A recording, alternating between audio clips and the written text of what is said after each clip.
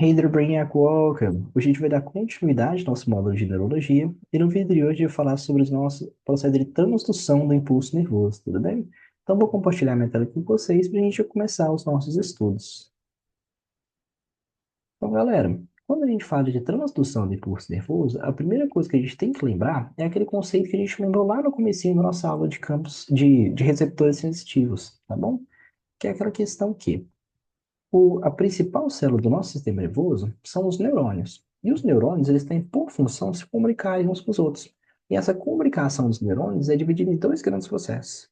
O potencial de ação, que seria uma estimulação elétrica por todo o axônio do neurônio, e que no finalzinho do axônio a gente teria os botões sinápticos, onde aconteceu o segundo processo, que é a sinapse, que seria a comunicação dos neurônios propriamente dita, tudo bem?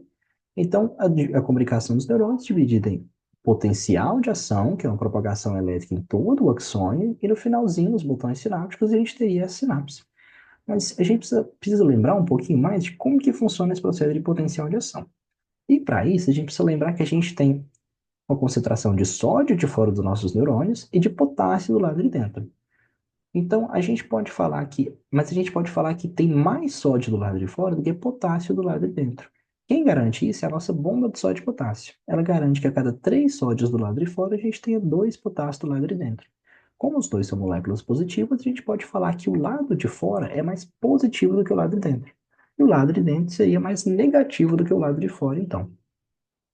Então, a gente pode dividir o neurônio em dois grandes polos. Um polo positivo do lado de fora e um polo negativo do lado de dentro. E quando a gente quer fazer um neurônio funcionar, a gente tem que fazer uma despolarização, ou seja, tirar os polos, que seria fazer o lado de dentro ficar mais positivo. Então, a despolarização, a gente pegaria o sódio que está do lado de fora e ia colocar do lado de dentro. Ia fazendo isso, colocando o sódio do lado de dentro, do lado de dentro, do lado de dentro. A gente ia alterar a membrana iônica do neurônio. A gente ia fazendo o lado de dentro ficar mais positivo.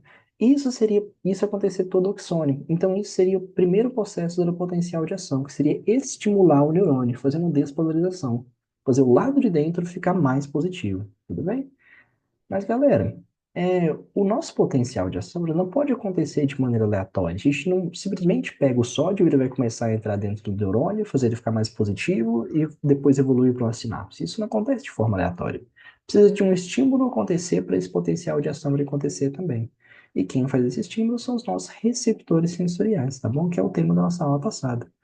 Os nossos receptores sensoriais, a gente inclusive classificou eles, né? Tem vibrações nervosas livres, encapsuladas e células receptoras específicas.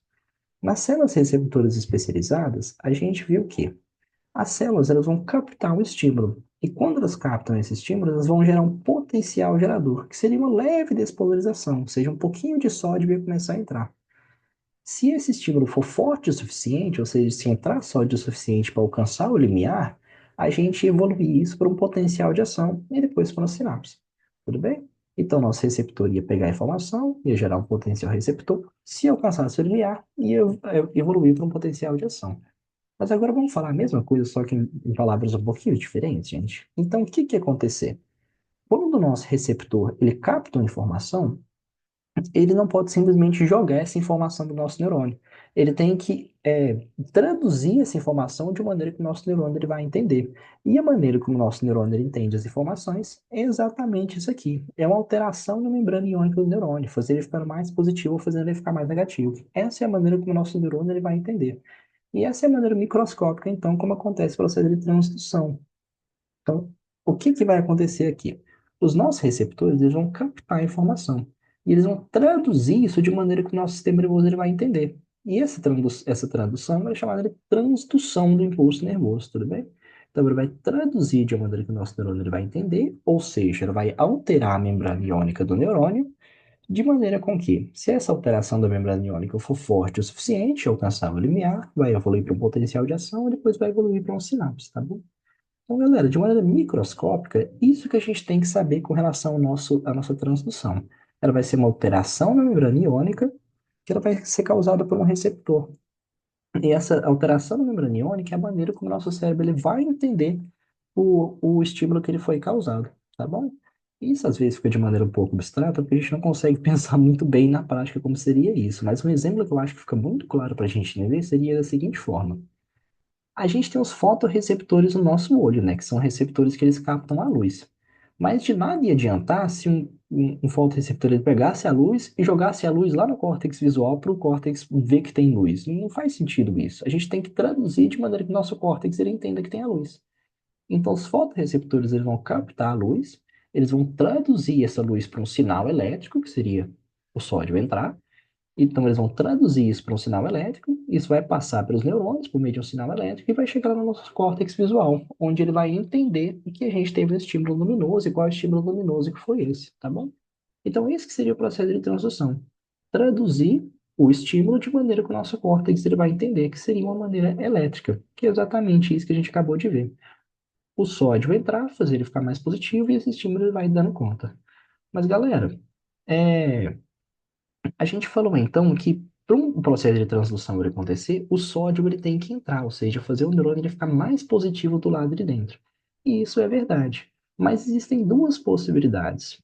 Pode ser que a gente tenha um potencial que ele vai ser despolarizante, que é exatamente isso que a gente acabou de falar, vai ter uma despolarização. O sódio que está do lado de fora, que está mais positivo, vai entrar para o lado de dentro, fazendo o lado de dentro ficar mais positivo. Isso vai fazer que a gente chegue mais próximo ao limiar. Se a gente chegar no limiar, tem um processo de potencial de ação e a gente vai continuar impulso nervoso. Mas pode ser também que a gente tenha uma reação hiperpolarizante, que a gente pode falar também que ela é inibitória. Por quê? A hiperpolarizante, a gente vai fazer os polos ficarem ainda mais fortes. Então a gente já tem abertura, por exemplo, dos canais de potássio. Na hiperpolarizante, o potássio ia sair para fora da célula, fazendo o neurônio ficar ainda mais negativo. Então ele ia ficar mais longe do limiar, consequentemente não ia ter transdução do impulso elétrico e não ia ter um potencial de ação. Outra forma de ser hiperpolarizante também seria, por exemplo, a abertura dos canais de cloro. O cloro ele é uma molécula negativa que fica de fora da célula. Então, se abrissem os canais de cloro, ele ia entrar para dentro da célula e fazer ficar ainda mais negativo, mais distante do limiar, e não ia ter tradução em impulso elétrico, tá bom? Então, muito importante a gente ter essa associação também. A transdução do impulso elétrico ela vai acontecer por conta de uma diferença na membrana iônica, e ela vai traduzir um impulso, vai traduzir um estímulo que foi captado de maneira elétrica. Mas ela pode acontecer, ou seja, ser despolarizante, que seria o sódio entrar, fazer ficar mais positivo e depois evoluir para um potencial de ação. Ou pode ser hiperpolarizante também, que seria ficar mais negativo ainda de dentro do neurônio, então ele não ia funcionar, não ia ter o processo de transdução, tá bom? Galera, outra questão importante da gente saber com relação à nossa transdução, que vai afetar ela, seria os nossos campos receptivos. Campo receptivo é um local onde você tem a sensibilidade para você sentir alguma coisa. Então, por exemplo, aqui a gente teria um campo sensitivo. Aqui a gente teria outros campos sensitivos que eles são menores. Então, a gente pode falar que esse é um campo sensitivo grande e esse é um campo receptivo pequeno. Mas olha o que que vai acontecer. Vocês estão vendo que a gente colocou dois estímulos aqui? Uma ponta aqui e uma ponta aqui? Então, esses dois neurônios eles vão sentir informação. Mas esses dois neurônios, esses três neurônios, né? Eles vão sentir informação. Mas eles vão chegar no mesmo neurônio. Então, eles vão sentir o mesmo estímulo. Então, para uma pessoa, se você colocar duas pontinhas em lugares diferentes, vai chegar no mesmo neurônio. A pessoa não vai entender que foram locais diferentes, porque chegou no mesmo neurônio. Então, ela vai entender como se fosse uma ponta só que tivesse espetado. Isso acontece em campos receptivos grandes. Mas agora, se fossem campos receptivos pequenos, aqui teve um estímulo, foi para um neurônio, ser processado em um neurônio, e aqui teve um estímulo para ser processado em outro neurônio. Então a gente consegue distinguir que aqui foi um estímulo, aqui foi um estímulo diferente. Então vocês percebem que quando a gente tem um campo receptivo grande, a gente não consegue distinguir com facilidade dois estímulos diferentes, porque eles vão convergir no mesmo neurônio. Mas quando a gente tem campos receptivos pequenos, a gente consegue distinguir isso de maneira mais fácil. Então aqui a gente consegue perceber que um estímulo veio daqui e esse neurônio vai perceber que o estímulo veio daqui, tá bom? Então é importante a gente saber esse conceito também. Isso acontece mais no que a gente chama de pele pilosa, que é a pele que a gente tem os pelos, que tem uma discriminação menor. Isso acontece geralmente na nossa pele glabra, que é a pele que não tem pelos. É exemplo do nossa ponta do dedo. Por isso que o braille é realizado na ponta do dedo, por exemplo. Enquanto que ele tem um campo receptivo menor, então ele consegue distinguir estímulos que estão muito próximos, de maneira mais fácil. Então a pessoa que ela é cega, ela vai realizar o braille, ela vai encostar lá na ponta do dedo, indicador, por conta que ela vai conseguir diferenciar as bolinhas. Mas agora, se a pessoa com braille fosse realizar com o antebraço, por exemplo, ela não ia conseguir discriminar com muita facilidade, porque os campos receptivos são maiores, então ela ia achar que diferentes estímulos, ele ia sentir um estímulo só, que foi convertido aqui nesse mesmo neurônio. Então, deu para entender essa questão, galera? É que nosso campo receptivo grande, ele vai ter menor diferença de sensibilidade. Mas agora os campos receptivos pequenos, a gente vai conseguir distinguir mais fácil onde a gente sentiu o estímulo, tá bom? Pessoal, outro conceito importante também quando a gente fala de transdução, que vai influenciar ela, seria o limiar receptivo, que seria a estimulação necessária para que a informação ela se torne consciente. Então, por exemplo, pode ser que você tenha informação, você consiga captar essa informação tem o processo de transdução, mas ele não vai se tornar consciente no seu cérebro. E quem altera isso é uma coisa que a gente chama de modulação inibitória, que ela vai aumentar o limiar de maneira com que você não torne essa percepção consciente. Como assim, Bernardo? Então, vamos falar, por exemplo, o limiar receptivo da audição, que seria um estímulo de audição necessário para você conseguir ouvir. Vamos colocar que ele está a menos 70 milivolts. Então, quando o processo de transdução acontecer, ele tem que chegar a menos 70 milivolts para você escutar. Esse seria o limiar receptivo, a quantidade de estímulo necessária para você tornar aquela informação consciente.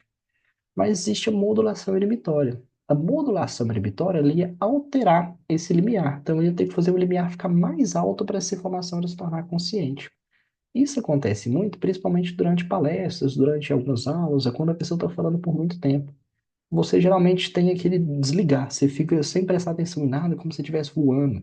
Então, não é que quando o palestrante está falando de maneira muito baixa, que você não conseguiu tornar essa informação consciente, mas é porque seu cérebro ele fez uma modulação inibitória. Ele fez com que o estímulo ele tenha que ser tão alto que você não está fazendo essa informação ele ser consciente mais. Deu para entender?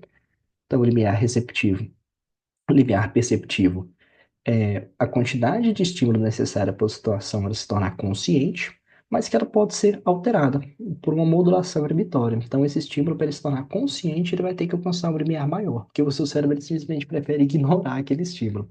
Lembra do exemplo da palestra, quando você desliga e você está escutando a palestra. Não é que não está alto o suficiente para você se tornar consciente, mas seu cérebro fez uma modulação inibitória para você simplesmente ignorar a existência daquilo, tá bom? São dois conceitos importantes também, esse de campo receptivo e esse de limiar perceptivo, para a gente entender as próximas partes da nossa transdução. Na transdução, gente, como que a gente vai entender o que está acontecendo no meio externo? Então, como que o nosso cérebro ele vai entender exatamente o tipo de estímulo que aconteceu? Porque imagina comigo, se esse processo ele acontecesse igual para todos os receptores, a gente não ia conseguir distinguir nada. Então, por exemplo, se todo receptor ele pegasse um estímulo, ia fazer uma transdução, ia jogar aqui para o nosso axônio. Se todos os estímulos fizessem a mesma coisa, a gente não ia conseguir distinguir nada, a gente só ia saber que teve um estímulo. Então, a gente tem que fazer a gente tem que fazer de maneira com que o nosso cérebro ele entenda qual estímulo ele foi colocado. E para isso, para a gente ter como o estímulo ele foi colocado, a gente tem que identificar quatro grandes áreas. Primeiro, a natureza do estímulo. Depois, a gente vai entender a localização do estímulo, a intensidade do estímulo e, por último, a adaptação rápida ou adaptação lenta do estímulo, a velocidade de adaptação. Então, para a gente entender exatamente qual estímulo foi aquele, a gente tem que entender essas quatro grandes etapas. Para a gente entender justamente, a gente conseguir diferenciar os estímulos dos outros, tá bom? Então, pessoal, com relação à natureza do estímulo, a gente vai identificar ela por quê? Porque cada tipo de receptor sensitivo ele tem uma função específica. Então, por exemplo, aqui eu coloquei o corpúsculo de Krause, em que ele vai ter uma sensibilidade relacionada ao frio. Então, sempre que o corpúsculo de Krause ele for acionado, o nosso cérebro ele vai entender que foi alguma coisa relacionada com o frio. Os nossos fotorreceptores, que são receptores de luz que ficam aqui no nosso olho, eles são acionados apenas para a luz. Então, se esse fotorreceptor ele for acionado, o nosso cérebro ele vai saber que foi uma luz que chegou ali. Então, essa é a maneira como o nosso cérebro consegue diferenciar a natureza do estímulo, porque cada receptor ele vai ter uma função específica, tá bom? Se aquele receptor foi estimulado, então aquela função que foi estimulada também. Galera, com relação à localização do estímulo, a primeira coisa que a gente vai fazer para ter uma localização do estímulo é aquele negócio que a gente falou dos campos sensitivos. Mas a questão é que cada campo sensitivo, ele é processado em uma área específica do cérebro. Então, o campo sensitivo da ponta do meu nariz é expressado numa área do cérebro, da minha testa é expressado numa área do cérebro, da ponta do meu dedo é expressado numa área diferente. Então, como que meu cérebro ele vai saber que foi um estímulo se eu apertar meu nariz? Como que ele vai saber que foi um estímulo na ponta do meu nariz? Por conta que tem mecanorreceptores aqui no meu nariz que tem uma área específica do meu cérebro para processar a ponta do meu nariz. Então, se eu encostar aqui na ponta do meu nariz, ele vai entender que foram esses receptores, eles vão chegar lá no meu cérebro e ele vai entender que foi a ponta do meu nariz que foi estimulada. Se eu apertar a ponta da minha orelha aqui, tem um campo receptivo aqui, que ele vai ser processado uma área específica do cérebro. Então, quando os mecanorreceptores daqui são estimulados, o meu cérebro entende que foi estimulado bem aqui, porque é o local onde ele é processado. Tudo bem? Existe uma única exceção que é com relação ao som. O som ele não tem exatamente campos receptivos específicos para saber de onde a localização ele chegou, mas ele vai usar um mecanismo diferente. Ele vai ver sobre a origem do som. Então, se um som está vindo aqui do lado direito da pessoa, ela vai chegar mais rapidamente na orelha direita. Ela vai demorar um pouquinho mais para chegar na orelha esquerda. Isso é questão de milissegundos. Mas como chegou primeiro na nossa orelha direita, o nosso cérebro ele vai entender que o estímulo ele veio do lado direito. Então essa é a maneira como a gente consegue fazer a localização da audição. Não porque tem uma área específica para cada audição, mas para a velocidade com que ela vai se propagar. Então, se chegar do lado direito primeiro, a gente sabe que está do lado direito. Se chegar do lado esquerdo, a gente sabe que está do lado esquerdo. Isso é como a gente fazer a localização de um som. Outro conceito relevante para a gente saber a localização é o que a gente chama de modulação. Esqueci o nome desse conceito agora, não era modulação inibitória. É inibição lateral. Inibição lateral. Então, o que que vai acontecer na inibição lateral? Vamos pensar que a gente teve um estímulo aqui na nossa pele. Então, o alfinete, ele deu uma fincada. Então, a gente vai sentir mais nessa área onde foi fincada, mas a gente vai sentir um pouquinho também ao redor. Então, aqui na área onde a gente sofreu a fincada, a gente vai ter estimulação desse neurônio de maneira muito forte. Mas esses neurônios que estavam ao redor também, eles vão ser estimulados também, só que de maneira mais fraca. Mas a gente não quer sentir essa lateral aqui. A gente tem que saber exatamente de onde veio o estímulo. Então, o que que esse neurônio mais forte ele vai fazer? Ele vai inibir esses neurônios que estavam mais fracos, esses neurônios que estavam na lateral. E ele vai ser o único que vai liberar os neurotransmissores para a gente entender de onde veio esse estímulo.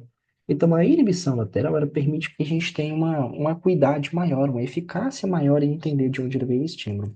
Porque mesmo que o estímulo ele vai afetar não só a área afetada, mas os arredores, os neurônios, o neurônio da área que foi principalmente afetada vai inibir os neurônios das áreas que foram afetadas menos.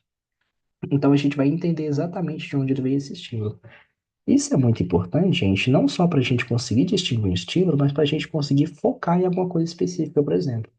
Porque quando a gente está vendo alguma coisa bem na nossa frente, a gente tem um estímulo mais forte na nossa frente, mas a gente tem a visão periférica também. E o que que permite a gente ter uma visão periférica? É a inibição lateral.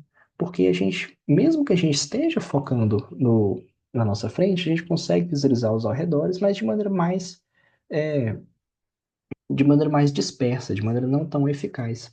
Então, se a gente não tivesse inibição lateral, a gente ia estar focando tanto na parte da frente quanto na parte da visão periférica. E a gente não ia conseguir focar em um ponto específico, a gente ia focar em todos os pontos que está no nosso campo de visão. Na nossa audição também, por exemplo. Se a gente não tivesse inibição lateral, a gente ia prestar atenção em tudo que a gente estaria escutando. Então, se a gente estivesse numa festa, conversando com a pessoa, imagina a gente conseguir processar todas as coisas que todo mundo está falando. Você não ia conseguir nunca conversar com uma pessoa específica e prestar atenção só naquela pessoa. Você ia ter que prestar atenção em todo mundo, o que todo mundo está falando. Então é muito importante que a gente tenha esse mecanismo de inibição lateral, tanto para identificar um estímulo de maneira específica, quanto para a gente conseguir focar em um único ponto. Mesmo que a gente tenha percepção de pontos diferentes, a gente consegue focar em um único ponto. Tudo bem? Mas deu para entender esse processo, gente? Primeiro a gente tem um estímulo, esse estímulo vai ser mais forte no lugar e vai ser mais lateralizado em outro. Depois o mais forte vai inibir esses que estão mais fraquinhos, para a gente entender exatamente de onde esse estímulo ele veio, tá bom? Galera, outro conceito importante para a gente identificar. Não, agora é para a gente identificar a velocidade, a intensidade do nosso estímulo. A gente localizou, a gente viu então a relação da natureza do estímulo, depois a gente viu a localização do estímulo, agora a gente vai ver a intensidade do estímulo. E para isso, gente, a gente precisa lembrar que muita gente pensa que quanto mais forte o potencial de ação, mais forte seria o estímulo. Mas o potencial de ação ele obedece uma regra que a gente chama de tudo ou nada. Ou seja, se o limiar se o potencial receptor ele alcançar o limiar, o potencial de ação ele vai ser forte igual, independente se o limiar ele passou muito do limiar ou se ele chegou bem na extremidade do limiar. Chegou no limiar, vai ter o potencial de ação da mesma força. Por isso que ele é chamado de tudo ou nada. Mas o que que vai afetar a intensidade, então? Não é a força do potencial de ação, mas a frequência de potenciais de ação e a quantidade de receptores que foram estimulados. Então, por exemplo, se um potencial receptor ele for muito forte, não é que o potencial de ação vai ser muito forte, mas se a quantidade de se o potencial receptor for muito forte, vai ter uma frequência muito grande de potenciais de ação. Vai ter um potencial de ação um atrás do outro. E essa é a maneira como a gente vai identificar a intensidade de um estímulo. E a quantidade de receptores que foram estimulados, para a gente saber a área que foi estimulada também. Então, por exemplo, na questão de dor. Se você sente uma dor pequena, significa que a gente teve um potencial receptor e que foi de maneira um pouco mais fraca, ele alcançou por pouco o limiar. Então a gente vai ter uma liberação de potenciais de ação. Então libera um potencial de ação, depois libera outro potencial de ação, depois libera outro potencial de ação, uma frequência mais lenta. Mas agora, se a dor ela for mais forte, por exemplo, significa que o potencial receptor foi alto, então vai ter a liberação de vários potenciais de ação um atrás do outro. Um potencial de ação, outro, outro, outro, outro. Então, o nosso cérebro ele vai entender a força do estímulo. Se está doendo muito ou se está doendo pouco, por exemplo. E a quantidade de receptores que foram estimulados também para a gente entender a área onde foi estimulada. Por exemplo, na questão de dor ainda, se estiver doendo só nessa região, vai ter receptores associados só com essa região. Mas agora, se estiver doendo toda essa região, o nosso cérebro ele vai entender os receptores que estão acionados nessa região para entender quais áreas estão doendo também. Então, está relacionado com a nossa intensidade da dor. Então, esses são os dois estímulos que estão relacionados com a nossa intensidade. A quantidade, a frequência de potenciais de ação que foram disparados e a quantidade de receptores que foram estimulados. Galera, outra questão que vai influenciar para a gente entender um estímulo são se eles são de adaptação rápida ou se de adaptação lenta. De adaptação rápida, eles são chamados de fásicos, e de adaptação lenta, eles são chamados de tônicos. Aquele mesmo conceito que a gente viu na aula anterior. Os receptores fásicos de adaptação rápida são aqueles que eles vão pegar um estímulo e eles vão se adaptar rapidamente a ele. Então, você vai esquecer da existência daquele estímulo. Um exemplo seria colocar o óculos, que a gente deu na aula anterior. Quando você coloca o óculos, você vai sentir colocando ele. Você vai sentir ele um pouquinho, mas depois seu cérebro vai ignorar a existência daquele óculos, por conta que ele vai ver que não tem um perigo grande relacionado com aquilo. Então ele pode simplesmente ignorar a existência daquilo. Então vão parar de disparar potenciais de ação. Essa é a maneira como o nosso cérebro vai traduzir essa informação. Então você coloca o óculos, você está sentindo, disparou potenciais de ação. Depois de um tempo, ele vai perceber que você pode simplesmente ignorar a existência do óculos, vão parar de liberar potenciais de ação. Outro exemplo seria os receptores olfatórios. Quando você coloca um perfume, você sente o cheiro dele, então tem potenciais de ação. Depois você se adapta a ele, você para de sentir os potenciais de ação. Você para de sentir o cheiro, consequentemente tem a parada dos potenciais de ação. Os receptores tônicos de adaptação lenta eles já são contrário. Eles geralmente são por conta que tem algum problema, algum dano relacionado com o nosso corpo. Então a gente não pode esquecer daquilo de maneira alguma. Um exemplo mais claro seria os nociceptores, que eles vão captar a nocicepção, que seria uma lesão, que a gente traduz no nosso cérebro como dor. Então, os de adaptação lenta, a gente vai ter a liberação de potenciais de ação de maneira contínua, porque a gente não vai se adaptar a ele, a gente vai continuar sentindo. A dor é esse exemplo, porque mesmo que ele seja uma situação desagradável, é uma situação extremamente necessária para a gente entender que a gente tem um dano daquele corpo. E a gente não pode esquecer isso de maneira nenhuma. Então a gente não vai se adaptar, vai ter a liberação de potenciais de ação o tempo todo. Então os nossos receptores, eles vão conseguir, continuar tirando o tempo todo potenciais de ação para a gente não esquecer que aquele lesão está ali. Tudo bem? Então, esse é aquele mesmo conceito que a gente viu na aula anterior, os fásicos de adaptação rápida e os tônicos de adaptação lenta. E, pessoal, essa capacidade que a gente tem de distinguir exatamente onde o estímulo ele foi localizado, qual a natureza do estímulo, qual a velocidade do estímulo, como que é a interpretação desse estímulo, é o que a gente chama de teoria da linha marcada, que é a maneira como o nosso cérebro ele consegue entender cada estímulo diferente. E para a gente fazer essa teoria da linha marcada, a gente vai utilizar justamente esses quatro parâmetros. Primeiro, a gente vai ver a natureza do estímulo, depois a gente vai ver a localização do estímulo, depois a gente vai ver a intensidade do estímulo e a velocidade de adaptação dele. Então, pessoal, é isso que eu tinha planejado para a nossa aula de hoje. Qualquer dúvida vocês podem me mandar e espero de verdade ter ajudado, tudo bem? Mas demais, é isso mesmo, tá bom? Muito obrigado por ter assistido. Até mais.